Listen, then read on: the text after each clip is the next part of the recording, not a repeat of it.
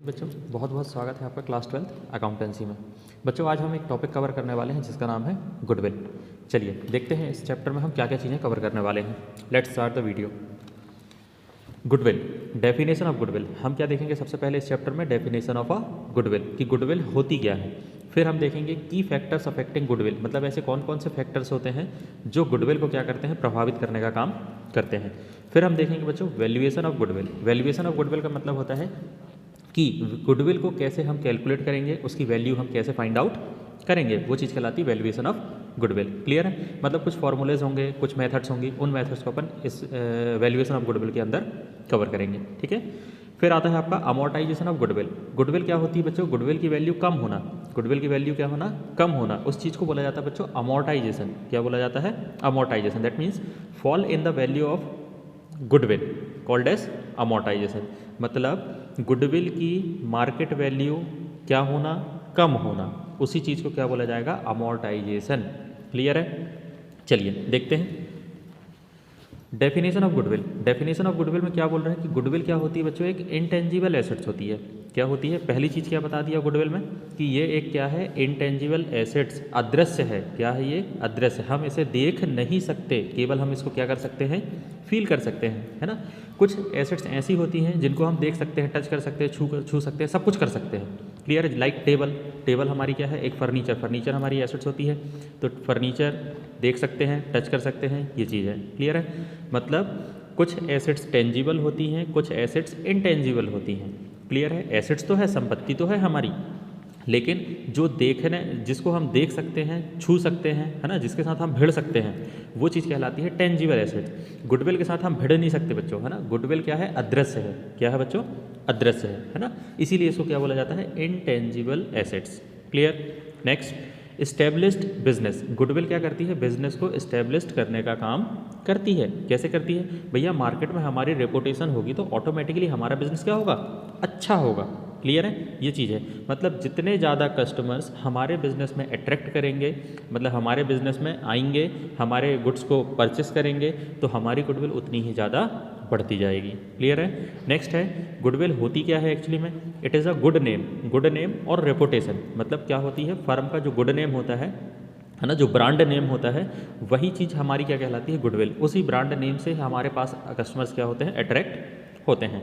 हमारी जो रेपुटेशन होती है मार्केट में, जो हमारी वैल्यूज़ होती हैं, हमें लोग क्या करते हैं? पहचानते हैं, जानते हैं, वो चीज़ हमारी क्या कहलाती है? गुडविल कहलाती है ना। उस पहचान को हम देख नहीं सकते, लेकिन महसूस कर सकते हैं कि भैया लोग हमें कितना पसंद करते हैं। क्लियर है? ठीक। Makes more profit. गुडविल के बेस पे बिजनेस में क्या होता है बच्चों? बहुत ज़्यादा प्रॉफिट कमाया जा सकता है। जैसे आपने नाम सुना होगा बाटा कंपनी का। बाटा कंपनी क्या करती है बच्चों? जूते चप्पल बनाने का काम करती है। क्लियर है? नाम से ही उसके शूज़ वगैरह बिकते हैं, है ना, स्लीपर्स वगैरह उसकी बिकती हैं। जो भी चीज़ें वो बनाती है उसके नाम से ही वो चीज़ें बिक जाती है। आपने सुना होगा लेवाइस की जींस आती है ना, एडिडास के जूते आते हैं, है ना, रिलायंस का नाम बहुत ज़्यादा चलता है, रिलायंस जियो, बहुत ज़्यादा कस्टमर्स हैं उसके। तो ये क्या है? इनकी गुडविल है ना। जियो की क्या है? मार्केट में वैल्यू है, उसकी गुडविल है, उसकी रेपुटेशन बहुत अच्छी है, उसका बहुत गुड नेम है। इस वजह से वो क्या कर रहे हैं? ज़्यादा प्रॉफिट कमा रहे हैं। तो गुडविल के बेसिस पे हम बिजनेस में ज़्यादा प्रॉफिट कमा सकते हैं। क्लियर? 4 चीज़ों से डिफाइन किया गया है गुडविल को। गुडविल क्या है? एक इंटेंजिबल एसेट्स है। बिजनेस को एस्टेब्लिश करने के लिए गुडविल बहुत काम आती है। गुड नेम और रेपुटेशन को ही हम क्या बोलते हैं? गुडविल बोलते हैं। और गुडविल के बेसिस पे ही हम क्या कर सकते हैं? ज़्यादा से ज़्यादा प्रॉफिट गेन कर सकते हैं। क्लियर बच्चों? चलिए आगे देखते हैं। की फैक्टर्स अफेक्टिंग गुडविल, मतलब ऐसे कौन कौन से फैक्टर्स होते हैं, ऐसे कौन कौन से, है ना, तत्व होते हैं जो हमारी गुडविल को प्रभावित करने का काम करते हैं। पहला, फेवरेबल लोकेशन। अगर हमारी लोकेशन बहुत शानदार होगी, मतलब सिटी के अंदर होगी, तो सिटी के अंदर होने से क्या होगा बच्चों? जितने भी लोग सिटी में कोई चीज़ परचेस करने के लिए आएंगे तो हमारा बोर्ड देखेंगे, हमारा नाम देखेंगे, है ना, देखेंगे भैया यार इनका बहुत चलता है। जैसे आप कहीं चले जाओ, जैसे अपन इंदौर की बात करें तो इंदौर का एक सबसे अच्छा लोकेशन कौन सा है हमारा? कौन सा है? राजवाड़ा, है ना। राजवाड़ा में जितनी शॉपें हैं बहुत चलती है, बहुत चलती है। मतलब क्या है? उनकी गुडविल वहाँ पे अच्छी है। तो फेवरेबल लोकेशन होनी चाहिए, है ना। जबलपुर साइड में आप चले जाओ, जबलपुर साइड में कौन सा फैक्टर है? बड़ा फुहारा वाला फैक्टर है ना। तो ये सारी चीज़ें हैं। तो बहुत सारी चीज़ें ऐसी होती हैं जो हमारी लोकेशन पे भी डिपेंड करती हैं, है ना। तो गुडविल अफेक्ट किससे करती है? फेवरेबल लोकेशन से करती है। कैसे फेवरेबल लोकेशन? अगर लोकेशन अच्छी होगी तो हमारी गुडविल की वैल्यू ज़्यादा होगी, और अगर अपन ने आउटसाइड में कहीं बना लिया, जंगल वंगल में कोई चीज़, तो वहाँ कौन जिनको अपन बताएंगे केवल वो जानेगा हमारे बिजनेस को, उसके अलावा और कोई जान नहीं पाएगा। लेकिन अगर मार्केट मतलब मेन मार्केट में अगर हमारी शॉप होगी या हमारा बिजनेस होगा तो हमारी जो लोकेशन है वो बहुत शानदार कहलाएगी, और शानदार के साथ साथ हमारी गुडविल भी क्या होगी वहाँ पे अच्छी होगी। क्लियर है? फिर नेक्स्ट, वेल नोन प्रोडक्ट्स, मतलब प्रोडक्ट्स का नाम इतना प्रचारित कर दो, है ना। आपने देखा होगा बहुत सारे ऐड आते हैं टीवी में, है ना। पेप्सोडेंट के आते हैं, कोलगेट के आते हैं, डेटॉल के आते हैं, है ना, सेवलॉन वगैरह के आते हैं। मतलब जितनी भी चीज़ें मार्केट में प्रचलित हैं, पार्ले-जी का आता है ना, आपने देखा होगा, है ना, गुड डे का आता है बिस्किट का, है ना, अमूल मिल्क का आता है। तो क्या है, वेल नोन प्रोडक्ट, जितना ज़्यादा लोग आपके प्रोडक्ट को जानेंगे उतनी ज़्यादा आपकी गुडविल होते जाएगी। क्यों? क्योंकि जिस चीज़ के बारे में पर्सन जानता है, कंज्यूमर जानता है, वो उसी प्रोडक्ट को ही जाके मार्केट में क्या करता है, परचेस करने का काम करता है। और जितना ज़्यादा हमारे गुड्स को परचेस करेगा वो, उतनी ज़्यादा हमारी गुडविल क्या होती जाएगी, बढ़ती जाएगी, उतना प्रॉफिट हमारा बढ़ते जाएगा। क्लियर है? गुड रिपोर्टेशन, मार्केट में अगर हमारी रिपोर्टेशन क्या होगी, बहुत अच्छी होगी, तो हमारी गुडविल भी क्या होगी, बढ़ेगी। और रिपोर्टेशन अगर हमारी थोड़ी सी डाउन हुई तो हमारी गुडविल भी क्या हो जाएगी बच्चों, डाउन हो जाएगी। क्लियर है? नेक्स्ट है गुड कंज्यूमर रिलेशन, मतलब कंज्यूमर्स के साथ क्या करना है बच्चों, रिलेशनशिप अच्छे बना के चलना है। मतलब उनको गुड क्वालिटी प्रोडक्ट देना है, रीजनेबल प्राइस में देना है ना। अगर उनको उस गुड्स से संबंधित कोई समस्या आती है तो उस समस्या को बहुत जल्दी रिजॉल्व करना है, मतलब बहुत जल्दी उसको ठीक कर देना है, ताकि कस्टमर हमारे बने रहें, किसी और प्रोडक्ट की तरफ स्विच ना करें, मतलब किसी और प्रोडक्ट को वो पसंद ना करें। उससे पहले ही हम उनको क्या करें, उस चीज़ की सारी सुविधाएं उसको प्रदान कर दें, जो चीज़ वो चाह रहे हैं हम उसके अकॉर्डिंग काम करें। क्लियर है? जिससे हमारी गुडविल क्या होगी, अच्छी होगी। अगर हमने क्विक डिसीजन से क्विक सॉल्यूशन कर दिया, क्लियर है, तो हमारी रिपोर्टेशन और बढ़ जाती है। क्लियर है? लेकिन अगर अपन ने लेट लतीफ़ किया तो भैया फिर हमारा कस्टमर तो हमारे बिजनेस को, हमारे प्रोडक्ट को छोड़ के चला जाएगा, और जब प्रोडक्ट को छोड़ के गया तो वो 4 लोगों को और बताएगा कि भैया इसका घटिया प्रोडक्ट है, अब इसके प्रोडक्ट को खरीदना नहीं। क्लियर है? तो उससे हमारी गुडविल क्या हो जाएगी बच्चों, डाउन हो जाएगी। इसीलिए कस्टमर रिलेशन बनाना ज़्यादा ज़रूरी है। क्लियर है? गुडविल को मेंटेन करने के लिए गुड एम्प्लॉयज़ होने चाहिए, हमारे पास क्या होने चाहिए, अच्छे एम्प्लॉयज़ होने चाहिए, अच्छे कर्मचारी होने चाहिए।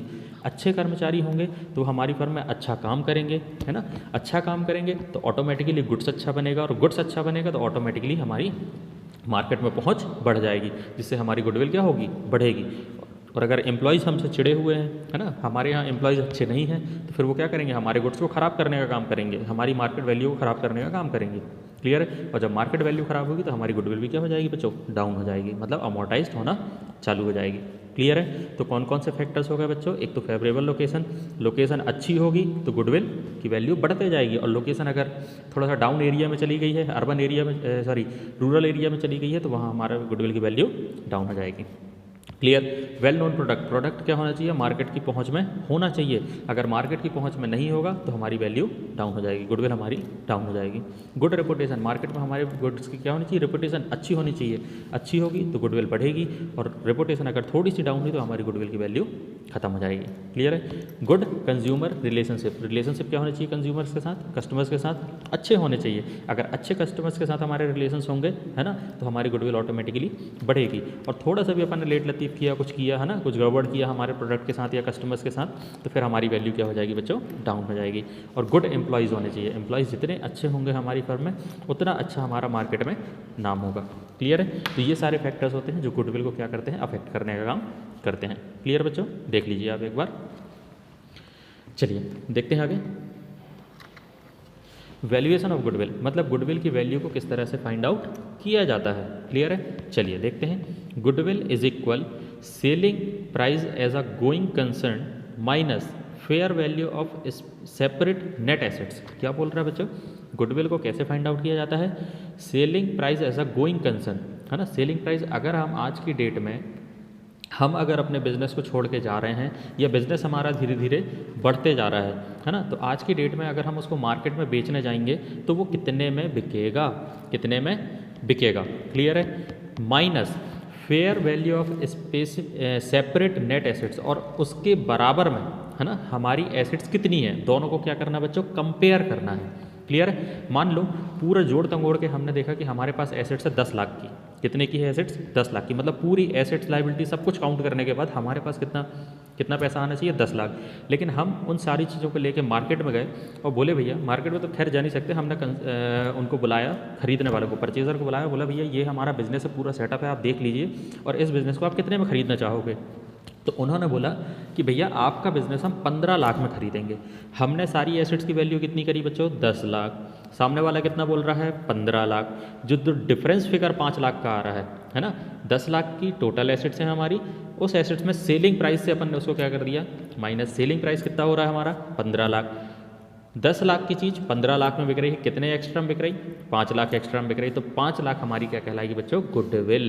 क्या कहलाएगी, गुडविल। क्लियर है। देखते हैं, favourable value of separate net assets is equal assets minus liability. अब वो क्या बोल रहा है कि फेयर वैल्यू सॉरी क्या बोलते हैं इसको, फेयर वैल्यू। फेयर वैल्यू कैसे निकालते हैं नेट एसेट्स की, एसेट्स माइनस लाइबिलिटी। जितनी भी एसेट्स है सबका टोटल करो, उसमें से लाइबिलिटीज को क्या कर दो, माइनस। तो वो कहलाएगी हमारी fair value of separate net asset.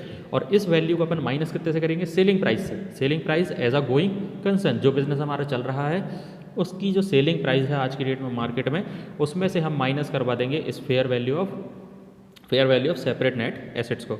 तो हमारे पास क्या आ जाएगी, हमारी गुडविल। मतलब जितना एक्स्ट्रा में हमारा बिजनेस सेल होगा वो हमारी कहलाएगी गुडविल। क्लियर है।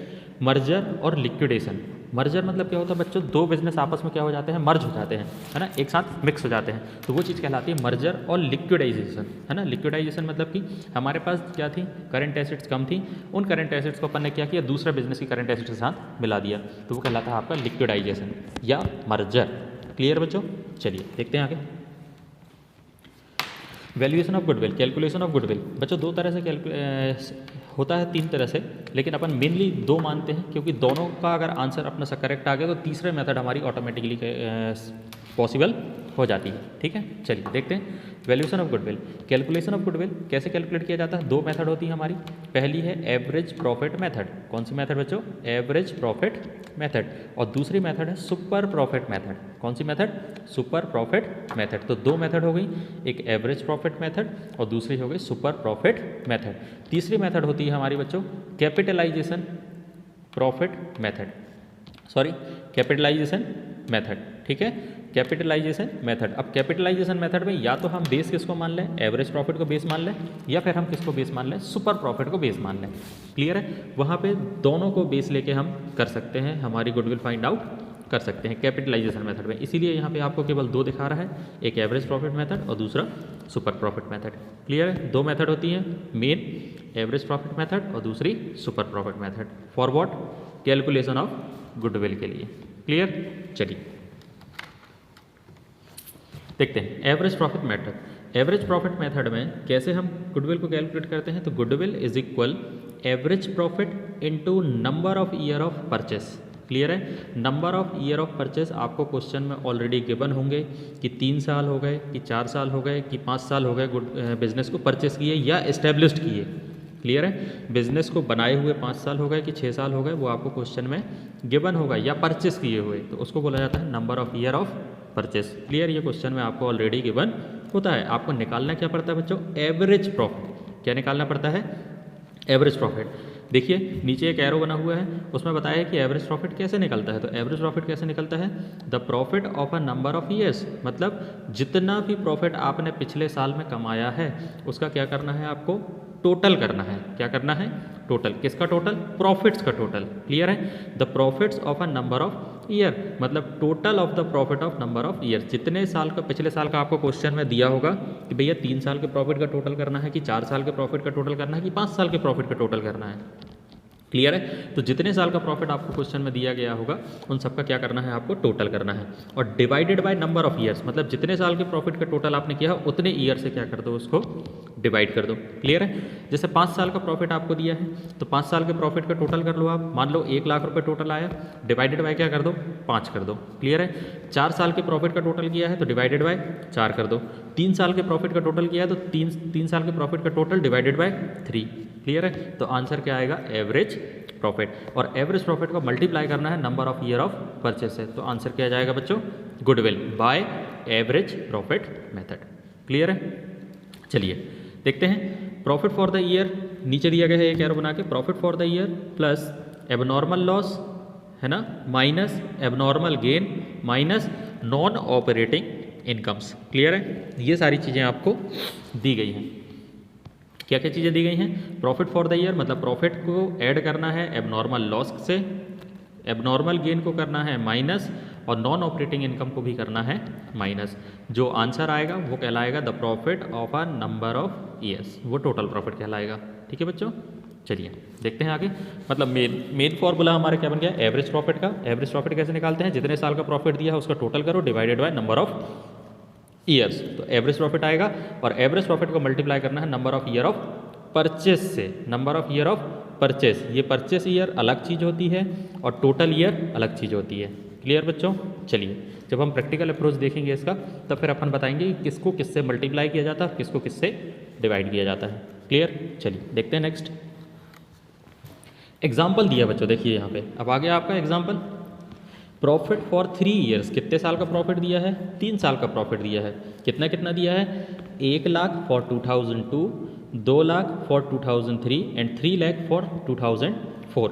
1 lakh for 2002, 2 lakh for 2003 and 3 lakh for 2004। मतलब 1 लाख, 2 लाख और 3 लाख, 3 साल का आपको प्रॉफिट दिया गया है। और नीचे दिया गया है number of year of purchase is 4 year, और number of year of purchase क्या दिया है? 4। ये आपको ऑलरेडी मैंने बताया था क्वेश्चन में गिवन होगा। और जितने साल का प्रॉफिट गिवन है उनका करो टोटल और डिवाइडेड बाय जितने साल के प्रॉफिट को टोटल किया उससे डिवाइड। क्लियर है? तो कितने साल का प्रॉफिट हो गया? 2002, 2003 और 2004। मतलब 3 साल का प्रॉफिट दिया गया है। ठीक है, तीनों साल के प्रॉफिट का टोटल करेंगे। 1 लाख और 2 लाख, 3 और 3 6, टोटल हो गया 6। 6 को 3 से डिवाइड करो तो आंसर कितना आएगा बच्चों? 2 लाख रुपए। और 2 लाख को मल्टीप्लाई किससे करना है? Number of year of purchase that is 4। 4 से मल्टीप्लाई किया 2 लाख को तो आंसर क्या आ गया हमारा? 8 लाख। 8 लाख हमारी क्या आ गई बच्चों? गुडविल। क्लियर है? एक ऑरेंज कलर का, ऑरेंज कलर के बॉक्स में आपको क्वेश्चन दिया है और ब्लू कलर के बॉक्स में आपको क्या दिया है? आंसर। क्लियर है? देख सकते हैं आप। तीनों साल के प्रॉफिट का टोटल डिवाइडेड बाय 3 तो आंसर आया 2 lakh. 2 lakh is the average profit, और एवरेज प्रॉफिट को फिर मल्टीप्लाई किससे किया जाता है? Number of year of purchase that is 4। 4 से मल्टीप्लाई किया 2 लाख को तो आंसर क्या आ गया बच्चों हमारा? गुडविल। गुडविल कितनी आ गई? 8 लाख। क्लियर? चलिए नेक्स्ट सुपर प्रॉफिट मेथड। कौन सी मेथड बता रहा है बच्चों? Super profit method. पहली मेथड एवरेज प्रॉफिट मेथड, दूसरी मेथड सुपर प्रॉफिट मेथड। फॉर्मूले में थोड़ा सा चेंज किया। एवरेज प्रॉफिट मेथड में एवरेज प्रॉफिट को ले रहे थे, अब सुपर प्रॉफिट मेथड में हम किसको लेंगे? सुपर प्रॉफिट को लेंगे। क्लियर है? चलिए देखो, goodwill is equal super profit into number of year of purchase. Number of year of purchase आपको क्वेश्चन में गिवन होता है। सुपर प्रॉफिट कैसे निकालते हैं वो देख लेते हैं। नीचे देखिए, super profit is equal actual profit minus normal profit. Actual profit मतलब वही जो एवरेज प्रॉफिट आपने वहाँ पे निकाला था। क्लियर है? उस एवरेज प्रॉफिट में से एक होता है रेम्यूनरेशन। रेम्यूनरेशन अगर आप माइनस कर दोगे तो वो कहलाएगा आपका actual profit. Remuneration like salary, commission. Clear है? जो भी चीज़ पार्टनर्स को रिसीव होती हैं एज अ रिटर्न उनके काम के बदले में, तो काम के बदले में क्या क्या मिलता है? एक तो सैलरी मिलेगी या तो कमीशन मिलेगा। सैलरी और कमीशन दोनों को अगर एवरेज प्रॉफिट में से माइनस कर दिया जाए तो क्या आंसर आता है? Actual profit. एक्चुअल प्रॉफिट में से माइनस क्या करेंगे बच्चों? Normal profit. क्या माइनस करेंगे? नॉर्मल। नॉर्मल प्रॉफिट कैसे निकाला जाता है? नीचे देखो जरा। Normal profit is equal capital working into rate divided by 100। Clear है? मतलब फर्म में कितनी कैपिटल लगाई गई है उस कैपिटल में से मल्टीप्लाई किया जाता है रेट ऑफ रिटर्न को। किसको माइनस किया इनटू किया जाता है? Rate of return. Rate of return भी आपको क्वेश्चन में गिवन रहेगा कि जितनी कैपिटल आपने लगाई है उस पर 10% हमको रिटर्न मिलेगा, कि 5% हमको रिटर्न मिलेगा, कि 20% हमको रिटर्न मिलेगा। क्लियर है? तो उसका उतने परसेंट निकाल लो उस कैपिटल का। तो कैपिटल का जितने परसेंट आप निकालोगे वो आपका कहलाएगा नॉर्मल प्रॉफिट, और नॉर्मल प्रॉफिट को माइनस करना है एक्चुअल प्रॉफिट में से तो हमारे पास आ जाएगा सुपर प्रॉफिट, और सुपर प्रॉफिट को मल्टीप्लाई करना है फिर किससे? Number of year of purchase से, तो आंसर आ जाएगा हमारे पास goodwill by super profit method. Clear है? आप वीडियो को पॉज करके इस फॉर्मूले को नोट डाउन भी कर सकते हैं। क्लियर बच्चों?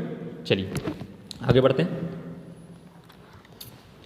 एग्जाम्पल दिया है, देखिए एग्जाम्पल में क्या दिया है? कैपिटल आपकी कितनी दी गई है? 10 लाख। कितनी कैपिटल दी गई है? 10 lakh. Clear? Working capital working है 10 लाख। रेट ऑफ रिटर्न कितना दिया है बच्चों? 20%। एक्चुअल प्रॉफिट दिया है आपको 2,30,000 और number of year of purchase दिया गया है आपको 4। मतलब सारी इन्फॉर्मेशन आपको यहाँ पे गिवन है। तो सबसे पहले हम क्या निकालेंगे बच्चों? Normal profit. क्या निकालेंगे? Normal profit. क्यों निकालेंगे नॉर्मल प्रॉफिट? क्योंकि नॉर्मल प्रॉफिट को माइनस किया जाता है एक्चुअल प्रॉफिट में से। तो आंसर क्या आता है हमारे पास? Super profit. और सुपर प्रॉफिट को मल्टीप्लाई किया जाता है फिर नंबर ऑफ ईयर परचेज से। क्लियर है? तो आंसर जाता है हमारे पास गुडविल। इसीलिए सबसे पहले निकालेंगे हम नॉर्मल प्रॉफिट। तो नॉर्मल प्रॉफिट निकालने का फॉर्मूला अपन ने देखा था, capital working into rate of return divided by 100। देखिए ब्लू वाले बॉक्स में normal profit is equal capital employed कितनी है हमारी फर्म में? 10 लाख। 10 लाख का 20% कितना होता है बच्चों? 2 लाख। कितना होता है? 2 लाख। ठीक, 2 लाख को माइनस कर पाएंगे किससे? एक्चुअल प्रॉफिट से। एक्चुअल प्रॉफिट कितना है? 2,30,000। 2,30,000 में से 2 लाख को माइनस किया तो आंसर हमारे पास आ गया सुपर प्रॉफिट 30,000 रुपीज़। कितना आ गया? 30,000 रुपीज़। 30,000 को अपन मल्टीप्लाई किससे करेंगे? नंबर ऑफ ईयर परचेज से। तो हमारे पास आ जाएगी गुडविल। देखिए बच्चों 30,000 को इंटू 4 किया तो आंसर आ गया 1,20,000। 1,20,000 is the amount of goodwill by super profit method. Clear बच्चों? ऑरेंज वाले बॉक्स में आपको क्वेश्चन दिया है और ब्लू वाले बॉक्स में आपको आंसर दिया है। क्लियर है? देखते हैं अपन नेक्स्ट। Amortisation of goodwill. क्या बोल रहा है बच्चों? Amortisation of goodwill. हमने बताया था कि गुडविल की वैल्यू क्या होना? कम होना। उसी चीज़ को क्या बोला जाता है? अमोर्टाइजेशन बोला जाता है ना? मतलब decrease in the value of intangible assets. Intangible assets की वैल्यू क्या होना? कम। अब इंटेंजिबल एसेट्स क्या है बच्चों? गुडविल। हमने अभी पढ़ा था फर्स्ट ही पॉइंट में कि इंटेंजिबल एसेट्स, गुडविल को क्या बोला जाता है? Intangible assets. क्लियर है? अमोर्टाइज होना। Generally accepted accounting principle gap, इसको वो क्या क्या बोलते हैं इन शॉर्ट में? गाप। GAAP, gap. ठीक, जनरली एक्सेप्टेड अकाउंटिंग प्रिंसिपल्स। नीचे दिया गया है इंटरनेशनल अकाउंटिंग स्टैंडर्ड्स। हो गया? International accounting standards. क्लियर है? IAS। IAS का मतलब क्या होता है? International accounting standards. क्लियर है? जनरली एक्सेप्टेड अकाउंटिंग प्रिंसिपल, एक ये आपका हो गया, और दूसरा क्या हो गया? International accounting standard. IAS और गाप। गाप और IAS के द्वारा क्या बताया गया है कि द स्ट्रेट लाइन मेथड होती है बच्चों। स्ट्रेट लाइन मेथड मतलब कि हर साल एक जैसी वैल्यू क्या होते जाएगी? आपकी डिक्रीज होते जाएगी, वो कहलाती है स्ट्रेट लाइन मेथड। जैसे मान लो गुडविल की वैल्यू हर साल 10% कम होनी है। हमारी गुडविल की वैल्यू थी 20 लाख। 20 लाख का 10% कितना होता है? 2 लाख। 2 लाख कम हो गया। अब 20 में से 2 गए, बचे 18। 18 के बाद फिर 10% कम होगा तो वो हो जाएगा आपका कितना? कितना हो जाएगा? 1,80,000। तो 1,80,000 ये मेथड जो कहलाएगी वो रिटर्न डाउन वैल्यू मेथड कहला रही है। हमने पहली साल कितना डेप्रिसिएशन दिया है? 2 लाख रुपए का। मतलब अमोर्टाइज कितनी हुई थी गुडविल की वैल्यू? 2 लाख। तो फिर हर साल कितनी वैल्यू डिक्रीज होगी? 2 लाख, 2 लाख, 2 लाख, 2 लाख, कंटिन्यूसली ये डिक्रीज होते जाएगी। ये कहलाती है हमारी स्ट्रेट लाइन मेथड। क्लियर बच्चों? चलिए देखते हैं आगे। कंक्लूजन। कंक्लूजन में क्या बोल रहा है कि the goodwill represents the value of a company in the business world and describe reputation earn. Clear है? मतलब फाइनली गुडविल किसको बोला जाता है? द गुडविल रिप्रेजेंट मतलब किस चीज़ को प्रदर्शित करती है वो? The value of the company, company की वैल्यू को in the business world, business world में कंपनी की वैल्यू क्या करती है? वो रिप्रेजेंट करती है। क्लियर है? एंड डिस्क्राइब रेपुटेशन अर्न, कितनी रेपुटेशन हमने अर्न करी है, मतलब कितना हमने नाम कमाया है उस मार्केट में, रेपुटेशन कितनी हमने कमाई है, उस चीज़ को बोला जाता है रेपुटेशन अर्न। मतलब मार्केट में कितनी रेपुटेशन हमने कमाई है और बिजनेस वर्ल्ड में हमारी क्या वैल्यू है, उसी चीज़ को क्या बोला जाता है बच्चों? गुडविल। क्लियर है? चलिए नेक्स्ट क्लास में हम क्या देखेंगे? इसी का प्रैक्टिकल अप्रोच कि कैसे हम वैल्यूएशन ऑफ गुडविल के क्वेश्चंस को सॉल्व करते हैं। क्लियर बच्चों? तब तक के लिए जय हिंद, थैंक यू।